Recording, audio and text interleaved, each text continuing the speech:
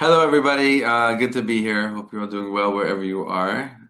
Interesting times, to say the least. They have been interesting times for quite a while, challenging times, unique times, but even more so in more recent weeks, in the past couple of months. In this class, I'm not going to be sharing like a slideshow like I often do. I feel like this is a different kind of class, a different topic, a different nature. So we're going to be speaking about really the events of the past almost 2 years now, a year and 9 months, believe it or not, with the focus on more recent events in the past, many weeks, specifically with the war between Israel and Iran. And I just want to say that there are so many pieces to this topic, and there are many people out there who are experts on various things that we're going to touch on. And I'm not presenting myself as an expert of all of these different things, but we did think it would be interesting and timely to speak about this topic at this time, really connecting the pieces, what's been going on since October 7th, 2023. So it's a lot, it's complex. Um, um, More notes on my side than I normally do, I'll be honest with you, just because there's so much to cover and I don't want to forget, and there is a certain flow that I want to take. But at the same time, like Alana said, if people have questions, feel free to put them in the chat, and either we'll get to them in the middle or at the end. And really, yeah, I'll be honest with you. I think, even in moments of challenge and great challenge, and obviously October 7th is one of the hardest things that have ever happened to the Jewish people, hands down. But I think it's a very Jewish approach and a Jewish way of being and thinking, that even in the darkest moments, even in the hardest moments, to try to make order, to try to make sense, and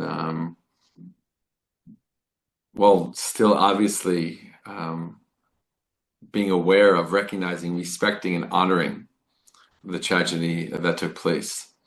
Okay, so let's begin. And again, I'm going to be sharing a lot of different things, and if it brings up ideas and thoughts and questions you want to share, then again, I think putting it in the chat is always the easiest way, right, Alana? You agree? Definitely. Okay. Let's start by zooming out, okay? Even before October 7th, well before October 7th. Israel obviously is located in a very challenging part of the world. It's crossed my mind many times, as I'm sure it has crossed many people's minds, that we waited to come home for 2,000 years, and then we come home finally, and we're dealing with all of these incredible threats to our existence, threats to our return, threats to our independence. And it's like, why? Like, really? Like 2,000 years of exile weren't enough. Now that we finally come home, now it's just a new form of intense challenges facing the Jewish people. And we know, and specifically with a focus on Iran, the threat from Iran has been in place for years and years, decades even, right? We know that the Islamic regime of Iran has high up on its list of priorities, on its agenda, the destruction of the state of Israel. They're not shy about it. They don't hide it. They're very proud about it. They're very vocal about it. They have been. And it's been very clear. Okay, it's impossible to miss. All right. And through their proxies, and this is an important piece of this of whole, series of events that we have watched and observed unfolding over the past year and 9 months, through their proxies. When I say proxies, I mean Hamas, I mean Hezbollah, I mean Houthis, I mean Syria, I mean all these different other militias around the Middle East and Iraq, and in Jordan, right? All these Iranian proxies together really created a very enormous threat to Israel's existence, an existential threat to Israel, without a doubt. Right? Military leaders and advisors and experts knew this very clearly. Like, this is serious. We are literally surrounded by not only enemies, but enemies who are being guided, funded, and trained by Israel's leading enemy of this generation, the Islamic regime of Iran. Right. And even though Israel made peace with Egypt in the late 70s and Jordan in 1994, which was significant and helpful, we still have all of these terrorist entities, right, that are funded again and supported and even created in some circumstances by Iran, which again altogether create a very, very serious threat to Israel. Okay. And at the same time, over the years, Iran is going forward with a program to achieve nuclear capability. And Israel knows that the time is going to come when they're going to have to confront Iran directly, militarily, right? For the sake of Israel's existence, Iran's going to have to be attacked and make sure that they do not achieve nuclear capability because extremist jihadist ideas, you know, vocalized and supported by the Islamic regime of Iran, and I'm very careful to say that over and over again, as you can probably see, right? Because not all Iranian people support their government, and it's important to remember what Iran was like before 1979, and today, how many Iranians support Israel and wish for the downfall of their government. All right, but nuclear capabilities in the hands of people like this is obviously, needless to say, absolutely dangerous. And Israel knew that the time was going to have to come that they're going to have to confront. And knowing that, they knew, they assessed. It was very easy to assess that it's not even it, but when we attack Iran because they're getting dangerously close to nuclear capability, we are going to experience and suffer the largest attack that we've ever experienced as a country. Because Iran is going to set into motion the Islamic regime of Iran. I'm not going to say it every single time, but you get what I'm saying. Okay. Is going to set into motion all these proxies. Okay. And Iran is going to launch what they had in mind for a long time, their version of October 7th. All right. A multi-front, a multi-border attack on Israel simultaneously with such tremendous force that Israel will cease to exist afterwards. That was their plan, right? Literally, they had a destruction of Israel plan. That clock that they had in like that square in Iran, that wasn't just like, like flexing muscles. That was real, right? They had a plan for all this, but we messed up their plan. Thank God, right? Israel completely thwarted their plan in a way that they never ever expected, never ever could have imagined. All right, so let's understand this, and I'm sure the people I'm talking to, very wise, very well informed. I'm not pretending to know more than anyone here on this call. Okay, I'm just organizing it into a class session like this, but I'm sure that a lot of what I'm sharing, right? People know this is current events. This is what we're reading in the news and like watching and hearing and all the time. Okay, but I think it's important and interesting. I think it helps us understand even more. Wow, what we're living through right now, and the importance of what Israel did, right? Along with the U.S. and how it had to happen at that time, right? But it happened even to Israel happened in a way that was like, a few years ago unimaginable. Okay, so let's go back to October 7th. And of course, I mean, I know I don't have to say this, but I'm gonna say this. Of course, October 7th was a horrendous tragedy, right? Of course, every single one of us, if we can go back in time and make it not happen, of course we would, right? But we can't do that. It happened, okay? Um,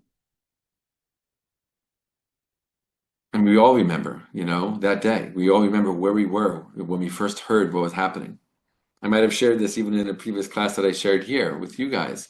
But I remember I was walking to shul that morning, right? It was Shabbat, it was Simchat Torah. I left my house. It was around 8:30 in the morning. I still to this day can't believe that for 2 hours I was just in my house drinking coffee, and doing my Shabbat morning ritual while everything that we know was happening, right? Because I don't turn on the news on Shabbat. This is not. I had no reason to turn on the news. until I walked to shul, and it was 8:30 in the morning, and I'm walking down the road that I always walk down on my way to shul, and this guy, the first time ever in all the years I'm living here, first time ever, a car stops right next to me. This guy in his car stops right next to me, rolls down the window, he says, "Shemata, yesh milchama." Right? Did you hear? There's a war. I'm like, what are you talking about? And he says, there's the terrorists, they broke through the border from Gaza and they're attacking them. Terrorists? How many terrorists? He's like, they're talking about 50 terrorists right now. 50 terrorists? Right? That was like the early news, right? 50 terrorists. And that was shocking, right? That was shocking to all of us. Hold on one quick second. I feel like there's a beep coming from my, there we go. I found the source of it and I just took it out. There we go. Not sure if people heard that or not. Okay, I heard it. Of course, right, it wasn't 50 terrorists, it was more like 5,000 terrorists. And as the day went on, we heard news, we understood more and more the tragedy of what was going on, unfolding. And I saw people from my community, go home, put on their uniforms, and jump into reserve duty. I know we don't need to talk about the tragedy of October 7th, but just to say, right, and obviously, what a tragedy it was, right? Something that, if we could rewrite history, we would take it out. But it happened, and we can't change that, right? So the real question is, what took place after, right? What took place after? How does a nation respond? How does the people respond to such darkness, to such horror, to such tragedy? 1,200, almost 1,200 of our people being killed, right? Even worse, I didn't even want to talk about any of the details. 251, right? People kidnapped into the hell of Gaza, right? What do we do? How do we bounce back from that? I mean, no, within the first few hours of this horrendous attack, we were bouncing back already, right? The massive call up of reservist duty, well over 100% response. How do you have over 100% response, right? You can only have 100% response. How do you have over 100% response? Because the army does the math and they figure this is how much we're going to call up and this is how much is going to come. It was way more than they expected. Right, people, you know the story. Like people like Israelis who just got released out of the army on their trip around the world in South America or India, right? Doing everything that they could, dropping everything and getting on buses, planes, boats, cars, everything to get back to Israel to put on their uniform and to fight. Right? We already started bouncing back like a lion, right, in those opening moments. And we knew right away that this was going to be a war like no other war. Right? We know this is Israel's longest war historically. Right? Before this, it was the War of Independence. Okay? So now we're dealing with Hamas in a whole different way. It's important to remember that Israel's fought Hamas many times before. Since Israel left in 2005 in the disengagement, we fought Hamas many times. But none of those wars did Israel have the goal of completely, wiping out Hamas, taking them out of power, and taking them out of control of the Gaza Strip. Never was that a goal. Why? Because it'd be too much, too intense, too long of a war, and too many casualties. Right? Israel, I remember hearing this many times, that if Israel would fight a war against Hamas, and the intended goals were to take Hamas fully out of power, it would be around, I remember hearing this multiple times, about 6 months of war. That's what they said. About 6 months of war, and many, many casualties, hundreds and hundreds of casualties. Right? Well, we're now a year and 9 months into this war. And just the IDF soldiers alone, over 850 have fallen. Right? Over 350 on October 7th. Right? This war is even harder than we thought. Right? Even harder than we thought. Right? And at the same time, even though we're still there and we're still fighting, and it's, it's like, where's the end? How's this going to end? What's going to be when it ends and all that? And those are still big questions, even with talk again of a ceasefire, right, without getting into any of that. We know, without a fact, we can say very clearly and confidently that Hamas is a tiny, tiny little shadow of what it was before October 7th.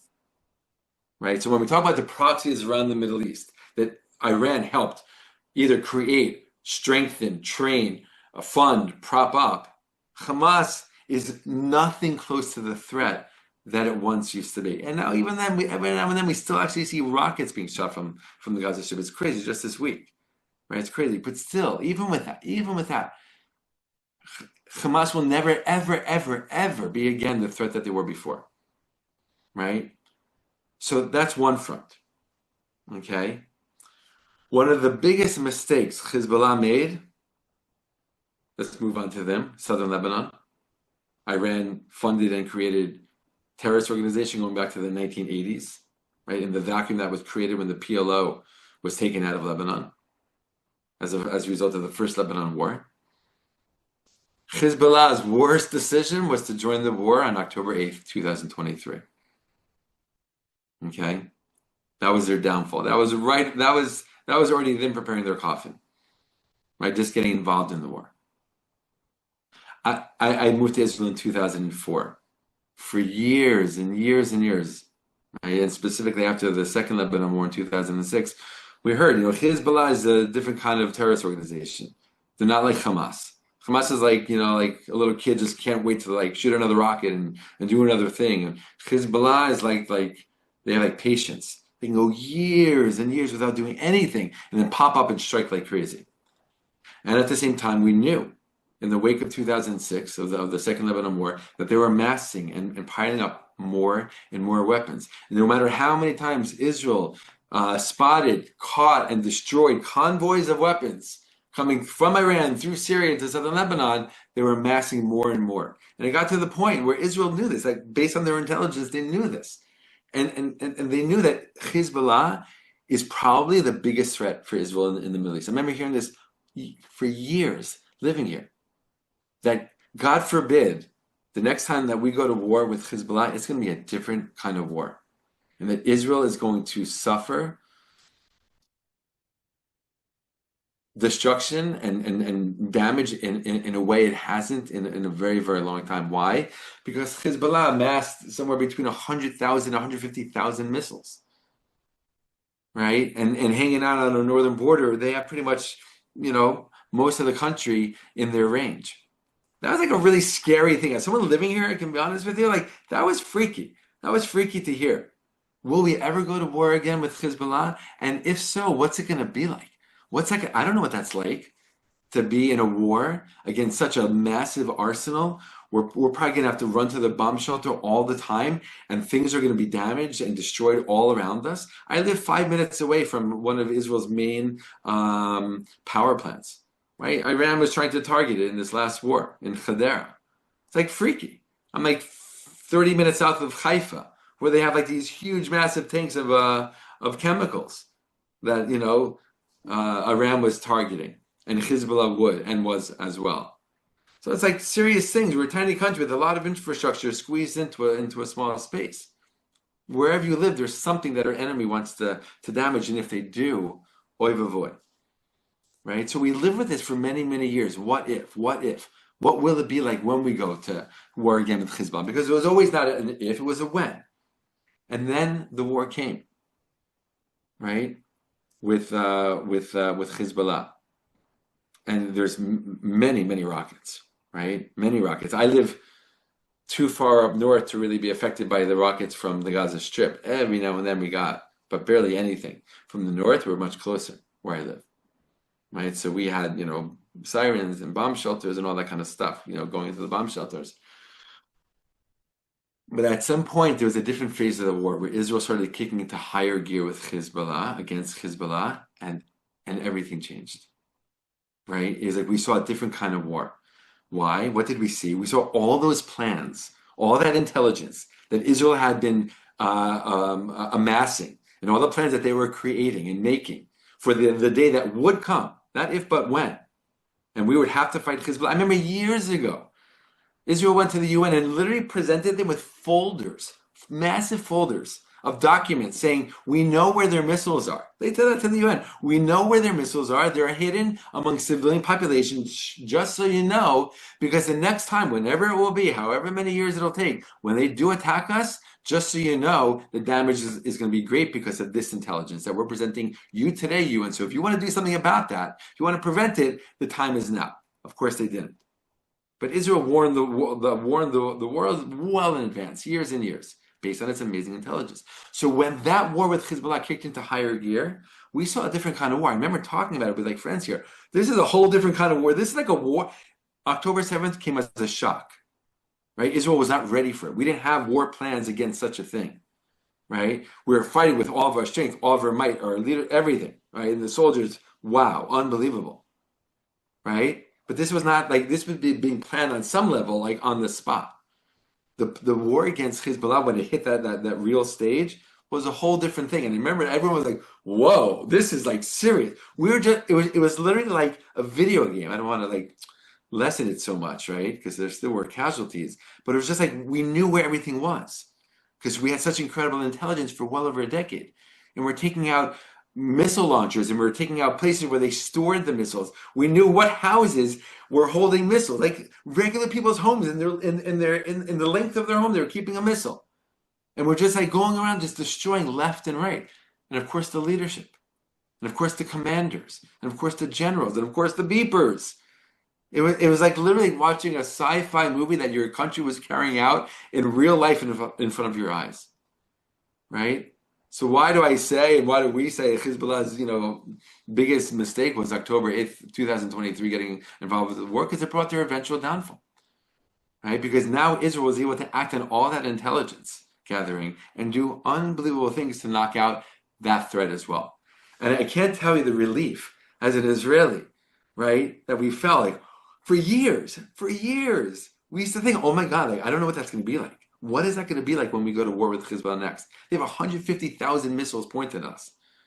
And our army and our air force, just like, they're not fully decimated, of course. But again, just like Hamas in the Gaza Strip, the Hezbollah today is nothing compared to what it was before this war.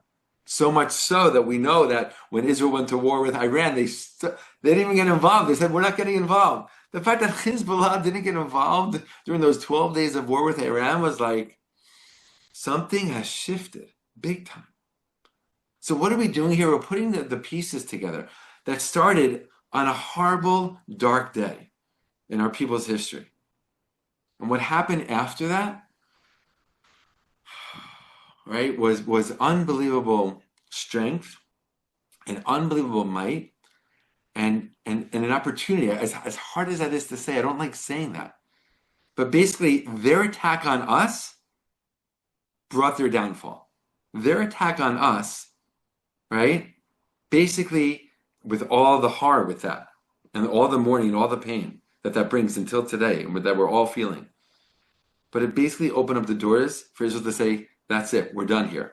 We're clearing house, right? All these threats that we thought were going to be, I don't know, on some level unsurmountable, the day that we're going to have to attack Iran if we want to continue existing as a Jewish state, no longer exists. Why? Because of you guys, right, attacking us on October 7th, right? It led to Hamas's downfall. It led to Hezbollah's downfall. After that, right, talk about what happened in Syria. All these pieces fit together. The Syrian government collapses, is overtaken, not by the kindest people, of course not, right? Although it's very interesting, right? Very interesting that now there's talk about them being brought into the Abraham Accords. That's a whole other separate conversation, okay? But I mean, and again, I'm like repeating back to the things that all of you guys, read in the news as it was happening, but we're putting it together to make sense and to understand how all this fits together and specifically leads up to what happened, in our war with Iran. The second the Syrian government started collapsing and the rebels started taking over, what did Israel do? We just went in there. We didn't ask anybody. We didn't wait for permission. Right? We've been doing that for years. I don't know if you guys have been, this is a little bit more in the fine print of the news for over the past more than a decade, right? Going back to the beginning of the civil war in Syria. It's unbelievable. We just went in and just did stuff. We took advantage of the civil war in Syria to just take out all kinds of installations, not a massive scale, but here and there absolutely did, right? Because of the chaos that was happening there. And even though, this is a side little note I'm just throwing in there, even though Russia was on the side of the Syrian government and we were against the Syrian government, Russia didn't even do anything to stop us, which is so interesting. I always find that super fascinating. But again, that's a different topic. But we did things here and there, for sure, throughout the years of the civil war in Syria, but nothing like we did once the Assad government collapsed. We literally just went in there. I remember every day reading in the news, what's going on here? This is unbelievable. This is insane. This is on the level of the beepers in Lebanon. We just took out their capabilities, to do anything against us militarily, right? The main impetus for that was so that these weapons and some very, very intense weapons of destruction don't fall into the hands of these rebels, because we don't know what they are going to do and how they're going to be and how they're going to react to Israel. And we just cleared house in Syria. And it's very important to know, right, that Syria was one of the biggest things standing in the way or presenting itself as a challenge to an Israeli attack on Iran. Why? Because all of the military infrastructure that was in Syria, right, many of it, most of it, brought in, funded by Iran, will be used against Israel in any attack against Iran, right? All of the anti-aircraft, batteries and all the things that they have, right, to fight against an Israeli attack on Iran. Within days, a week, how long did that last? Gone, gone, literally gone, literally gone. Right? It's like just like doing a 360 around Israel, and we're just seeing them all these pieces fall, all these leaders fall, all of these massive terrorist entities fall. Again, Hamas in the Gaza Strip, Hezbollah in southern Lebanon, right? Syria. Okay, so you have the Houthis, right? In Israel, like I know that ballistic missiles from Yemen, that's a serious thing, but Israelis like kind of laugh at the Houthis. I don't know if you glean that from the news or from social media. They're like, it's a little bit of a joke, right? And Israel has just like swamped them in the few attacks that they have launched against them. And they still kind of like every now and then pop up and launch another missile and somewhere get. That's like Iran's last proxy front, basically, though, is the Houthis, which is pretty sad, right? And of course, all this, leads to the war against Iran. And what we understand from what we have access to in terms of information, given to us common people through the media, is that the military and political leaders of Israel knew that in June 2025 was the last chance Israel had to make sure the Islamic regime of Iran does not get nuclear capabilities, because of everything that happened. October 7th, the fall of terrorist leaders and the collapse of terrorist organizations, Iran just kept speeding up and speeding up and speeding up its race, its work towards nuclear capabilities. And Israel knew that, right? And all the intelligence came together. They said, you don't have a choice. This is not a political thing at all. This is an absolute. If we want there to be a future state of Israel, okay, because a jihadist regime like the one leading Iran cannot have a nuclear weapon because they will use it against us, right? They will put their words into action. And it was very clear to the leadership, military and political leadership, that this was the time, right? Remember in April 2024, Iran had attacked Israel for the first time. Later on that year in October, it also, while it was a large attack, it also didn't do very much. I remember the one in April, that was like, it's just like all these historic moments. I remember that night. It was insane. I'm sure you guys watched it in the news. Insane what was going on here. And what damage? What destruction? It was on the level of miracle, many Israelis felt, right? Israel's first prime minister, David Ben-Gurion, said, in Israel, if you don't believe in miracles, you're not a realist, right? That was one of his great quotes. If you don't believe in miracles, you're not a realist. And this time that we're living through right now, I think that saying, that quote, comes to life in a whole new kind of way.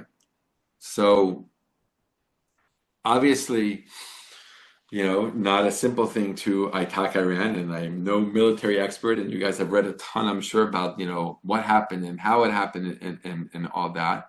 But basically, right, our attack on Iran happened when it had to happen, right? Because how close Iran was getting. They were saying, some people were saying within a few weeks, some people were saying in a few days. Right? But it had to happen, and it was an amazing political consensus right here in Israel. Both sides, right, left, opposition, coalition, everyone coming together in agreement on this. I mean, most people were left out of the knowledge that this was happening. I'm saying afterwards, everyone applauded the government and the military for what happened, for what they did. But okay, again, I just want to repeat that sentence. It was very clear that it had to happen in June 2025, but the way it happened, right, was something that no one believed could be just a couple of years ago. Right? Because again, any attack on Iran would just set into motion all of these proxies, and Israel would be facing literally an October 7th attempt on all of its borders. And Israel will be faced. I mean, Hezbollah alone was supposed to be the force that sends literally at least 1,000 rockets a day on Israel.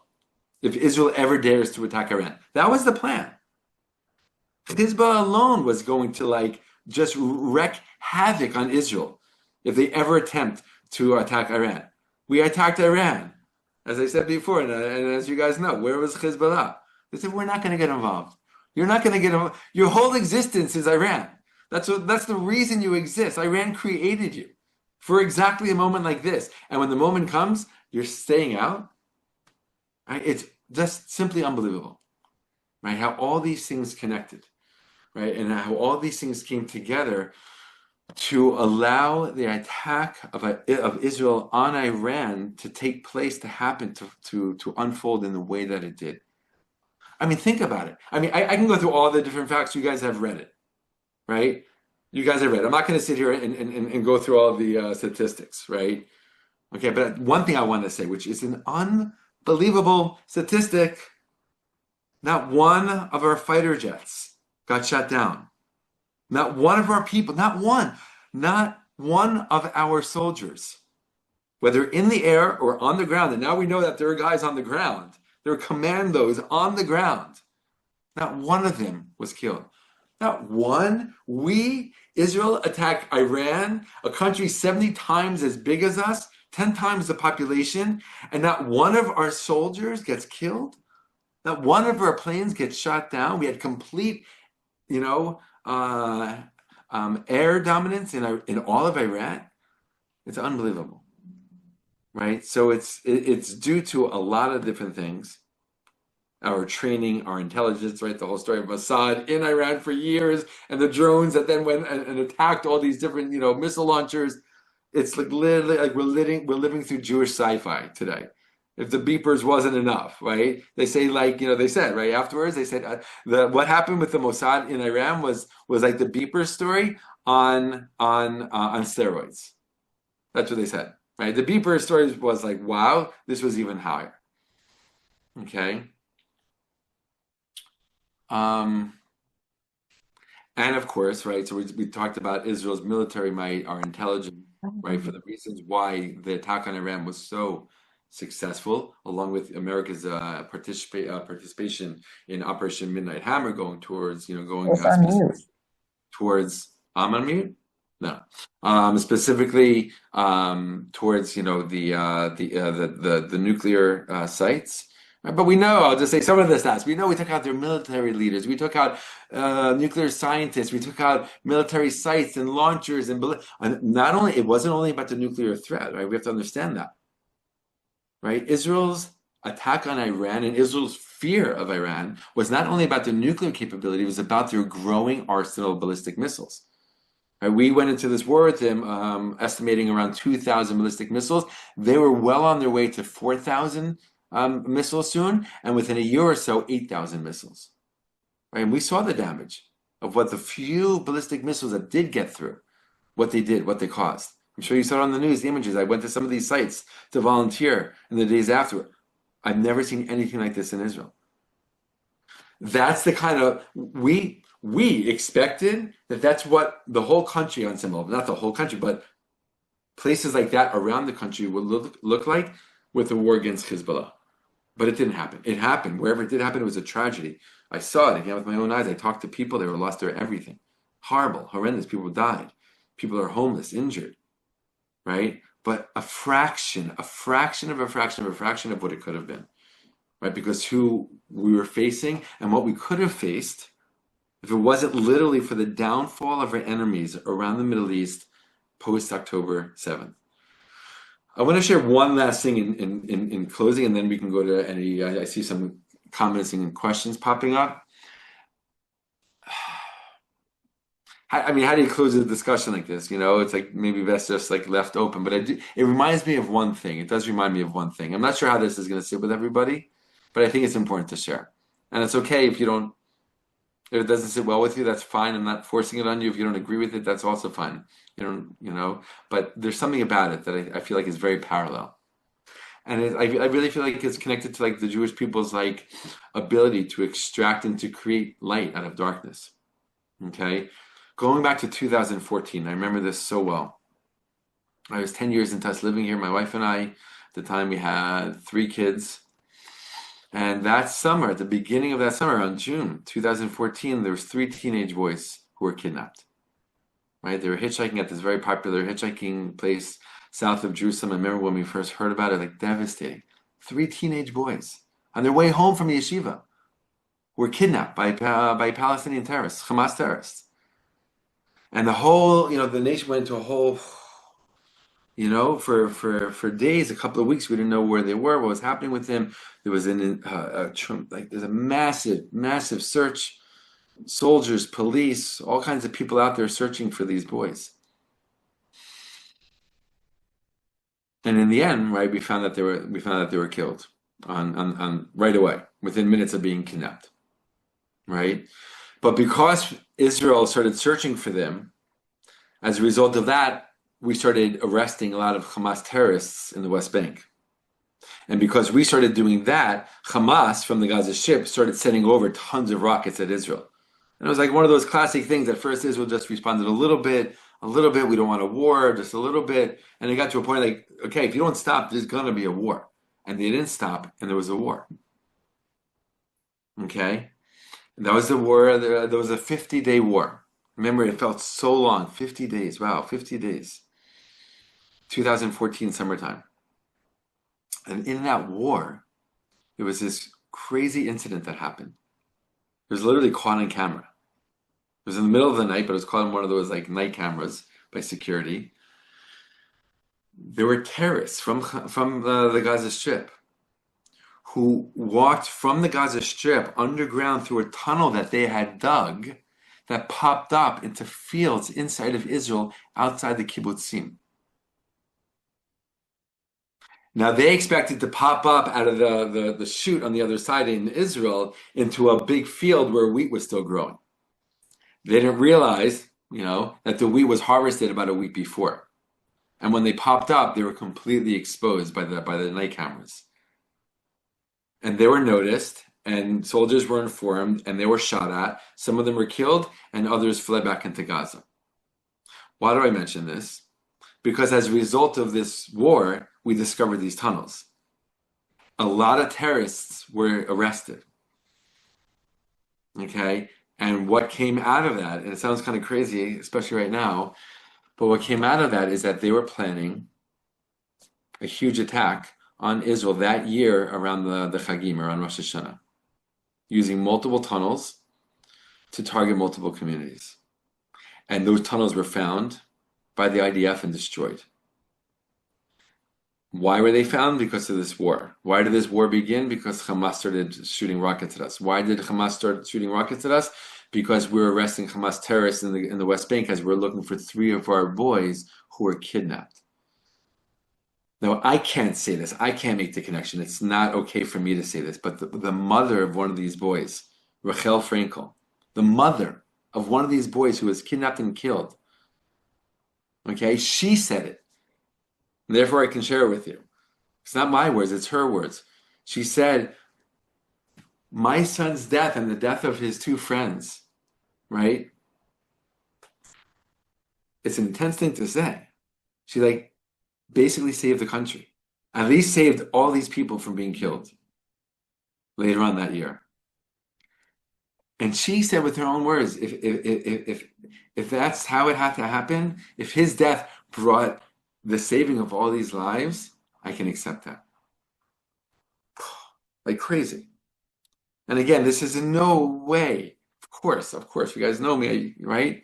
This is not to say that like October 7th was okay. Of course it wasn't. Of course. We would erase it from our history in a second if we could. But the Jewish people, right? Unfortunately, we know how to deal with it and how to respond to darkness because we faced it so many times. And I literally think I've said this to people, but I know I'm not the only one who said this. After all of this is done, we're gonna need like another book of the Hebrew Bible to record this story. This is like the next book of the Tanakh of the Hebrew Bible of what's going on here. We're living in unbelievable times. Yes, horrible tragedy, right? Horrible tragedy, but our response with such strength and with such light is something I think we all can be tremendously proud of and inspired by. I'll leave it at that. It's not the end all be all, but I'll just leave it at that. Thank And you thank you. so much, Akiva. I said you're just the first person I've heard speak about what happened with such enthusiasm in a positive way. Like, look what we did, dude, we're awesome. That kind of thing. You speak about it with such, it's like from a hopeful place and with pride. And I think you gave a lot of us, I'm sure you definitely gave me a chance to view this from a different perspective, and a little bit of hope. Uh, so thank you for presenting it to us in this way. There are a few questions, some I can sort of combine. Um, for centuries, intermittently, the Muslims and Jews coexisted. Oh no, that's just a comment. Why, previous to the Palestinian issue, creation of Israel, did the Muslims desire the eradication of the Jews? Wait, can you say that again? Why, previous to the Palestinian issue, the creation of Israel, did the Muslims desire the eradication of the Jews? What do you mean? I don't know if Eradication, maybe. I don't know if I agree with that statement. Now, in Islam, the Jews were treated as dhimmis, as second-class citizens, right? But there wasn't like an eradication. Right. Um, not that Stanley, if you want to unmute, otherwise. Okay, we'll go to the next one. Oh, this was, sorry. Go ahead. I'll just say quickly say it's Okay. obviously a huge topic, but I'll just quickly say that I'll say this, that people can do with it what they want, right? On my mediocre study of Islam, there is an idea, and I actually asked a Muslim about this, and she agreed, right? She said, I've learned that in Islam, like they look at the world traditionally as kind of two pieces, two parts. There's like there's an Arabic phrase for it, but basically there's the world that Islam already rules over, and there's the part of the world that Islam does not yet rule over, but needs to one day, right? And especially a land that used to be ruled by Muslims and then no longer is, even more so has to come back into Muslim rule. What's a shining example of a land that was controlled by Muslims? Muslims lost control and now they're trying to regain control. The land that I'm sitting on right now, right? It was under the rule of the Ottomans, Muslims, for centuries, and they lost it as a result of World War One. And the Jews were allowed by international law and support to create a country here. And that is like, Well, for even, the more famous of them, is just like unfathomable and can't be. I just can't. well, Stanley. even previous to that, it's my understanding that, like in Portugal and Spain, when the Muslims did rule, the Jews got along very well with the Muslims as well, and the Muslims with the Jews. And in Turkey too, the Turkish Ottoman Empire treated the Jews, yes, as second-class citizens, but there was no desire to eradicate them. And this goes back centuries and centuries. I know at first the Muslims wanted to eradicate the Jews because they didn't believe in Muhammad. I get that. But subsequently, what has happened to the relationships where now they really, and this is before the establishment of the state of Israel, why do they want to eradicate the Jews? Why is that hatred there? It wasn't there before. It was intermittently. So how did this happen? I mean, there are cousins, right? We believe that. How did it happen? The big question. I'm definitely no expert in that, but I'll just say one quick thing. But obviously, there's way more to be said than what I'm about to say. First of all, you might know Martin Gilbert, the amazing historian who passed away some years ago. already 10 years ago, I think. He wrote an incredible book called In Ishmael's House. And it's basically like he was like an unbelievable historian, and it's the history of the Jews living in Muslim lands, right? And basically, the thesis of his book is that in Muslim lands, as compared to Jews living in Christian lands, the Jews living in Muslim lands never had it as bad as the worst of times in Christian lands for Jews, and they never had it as good for the best of times for Jews living in Christian lands. It was always like somewhere like hovering in the middle. So there was like peaceful and like very kind of cooperative times like in Spain, like you mentioned, and there were also really intense times like Yemen was very very horrible to the Jews, right? But having said that, I think if we look at just the history of today and the mandate of Palestine, we see it's the radicalization of Islam through certain leaders like Hajj Amin al-Husseini, who was in cahoots with Hitler to bring the final solution to Palestine. And he literally, like, he was the leader. He was like the leading Muslim cleric, and he radicalized many people But in that this that region. had to do with the land and power. I understand that. But Right. previously to that, how did it develop? There was still a hatred towards the Jews by the Muslims before the Israel issue in the land. Stanley, we have a Yes. hard stop at 3, and this Okay, I'm sorry. has to do with Thank you. it, but it's not exactly what Akiva was talking about. Are you okay if we just Okay, that was a question. It's still troubling. Thank you. yeah, thanks.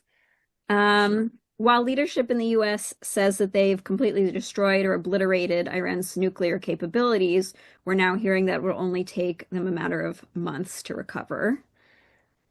Comments, thoughts? I mean, I read the same news as everybody else, right? Like it's funny, like when I Yeah, talk to my, she's like, what's going on there? I'm like, well, I'm reading the same news you are online. yeah. Just because I'm closer to it doesn't mean I get like better information. But having said that, and even though that is true, the feeling here is definitely like this isn't done. Like this isn't over. That eventually, who knows when. I mean, some people are even maybe saying very soon that there's going to have to be. And look, let's be honest. There's a lot of political theater happening. You know, right now. Leading up to that was actually a major piece. There was all kinds of political trickery that took place in the days leading up to Israel's attack on Iran for the sake of that attack. America and Israel, and America is going to meet again with Iran on Sunday. We attacked them on Friday. But even like Netanyahu's son's wedding was coming up. All these different things. America and Israel seem to be getting into like strife. Oh no, what's going to be? It was all theater. It was all political theater. It was all part of this to trick Iran. It worked, right? So who knows? Like these days, I feel like who knows what to believe and what we know. There is a belief, at least amongst people who I talk to here in Israel, that yes, I think the general consensus it was more than just like a few months setback. We really did do incredible damage, but it's not over. That there will be another phase of this war. Okay. I just want to say something. I saw some commentators tonight on I-24 that were speaking about that same thing. And Israel will never let it get to the point that it was at, okay, before we attacked Iran.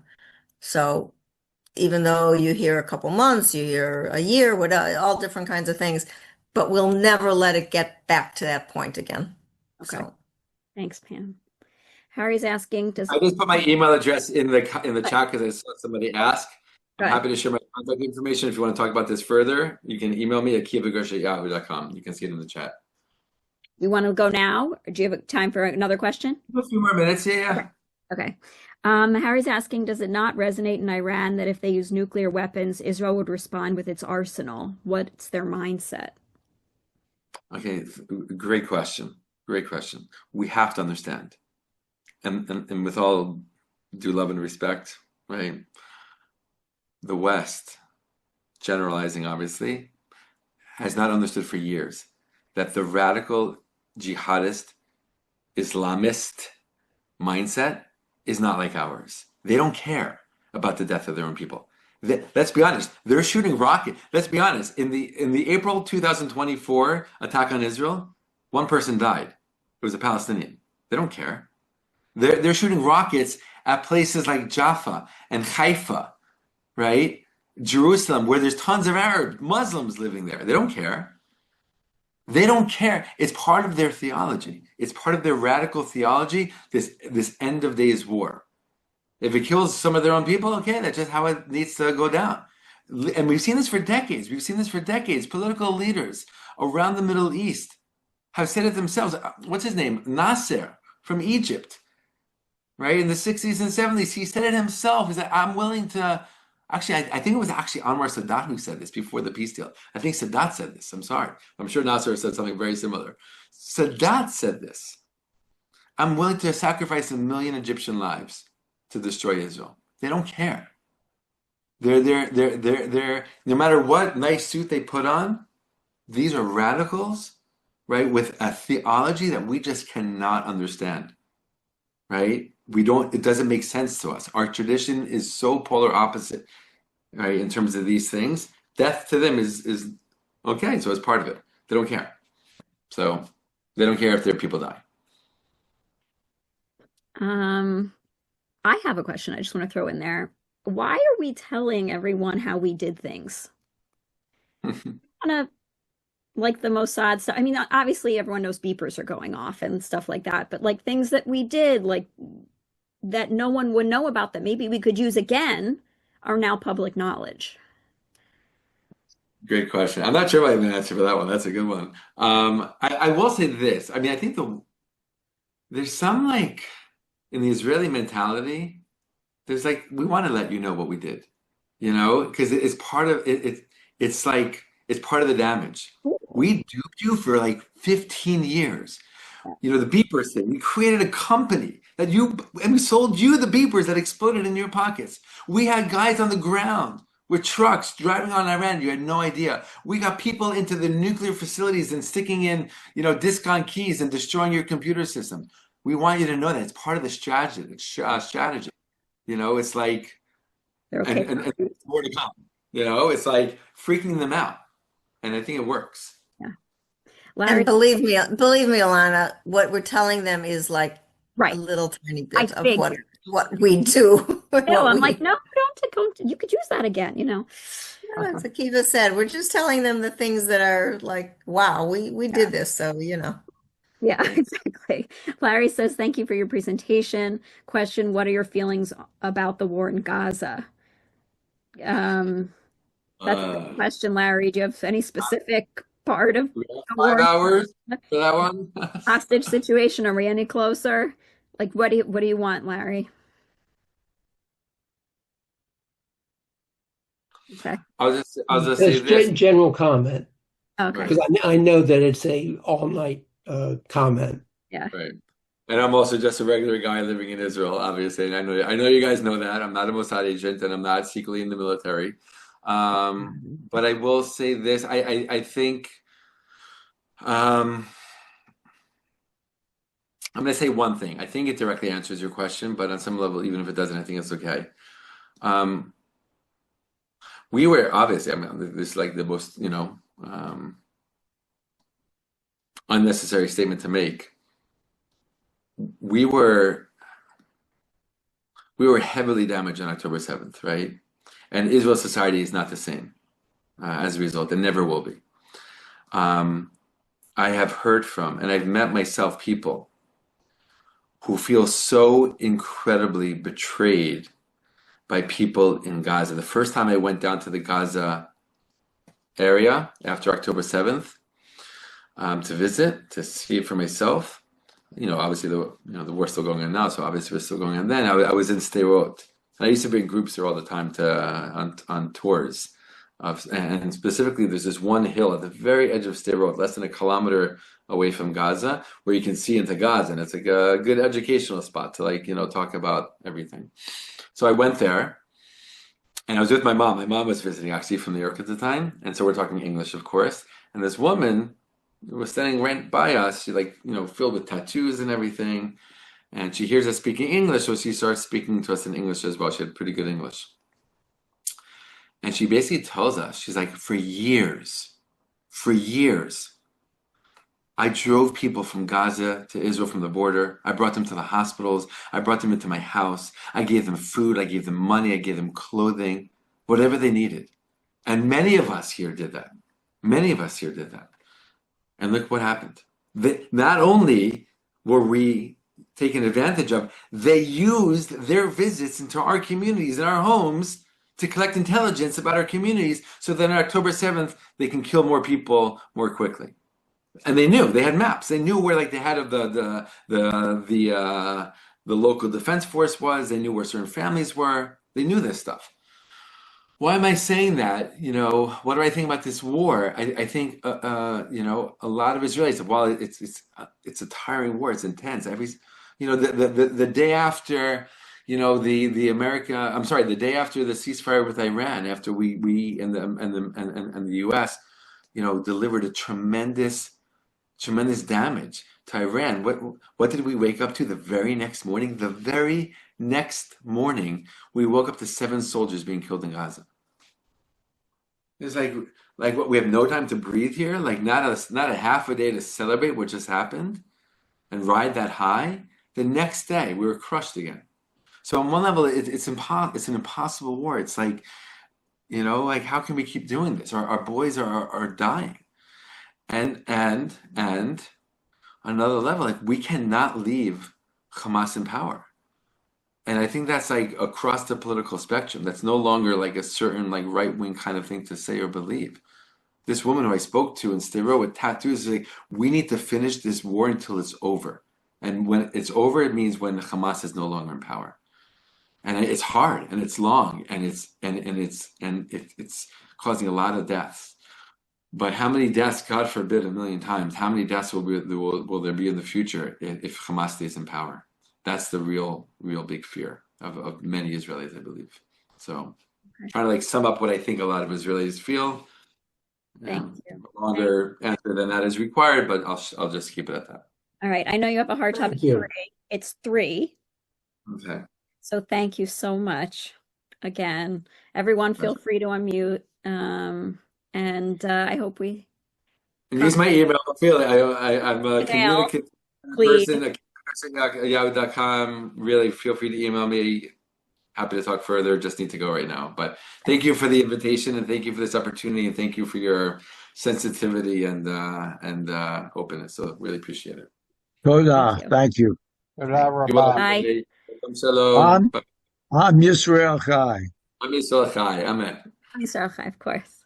Okay. All right. I couldn't hear anything for a minute.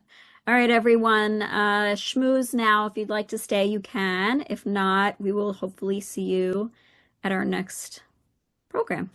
I don't have it yet, but when we know what it is, we'll email it out to everyone. All right. How is it in Israel, Pam? How are you doing, Pamela? Who's that? Oh, hi, Robin. How are Robin. you? Yeah, I'm fine. How are you? Busy. I thought Did you you were go? away somewhere. Are you away somewhere again, Robin? Where are you I'll now? go away on Tuesday, celebrate my birthday in Myrtle Beach at my Happy favorite early party. birthday. Thank you. Thank you. Thank you. I'll be an old fart really now. Oh, both of you, Alan and Robin. When's yours, Robin? July 9th, Okay. Tuesday. Yay. Wednesday. Very Wednesday. nice. You're a Yes. couple days before me. I'm the 12th. 72 years around the sun. You're a young 78. chick. It's all in terms of perspective. You're a young Yeah, chick. I'll be absolutely. 78. It's a blessing. You're both, Isn't you're that both, isn't that you both nice, look Robin?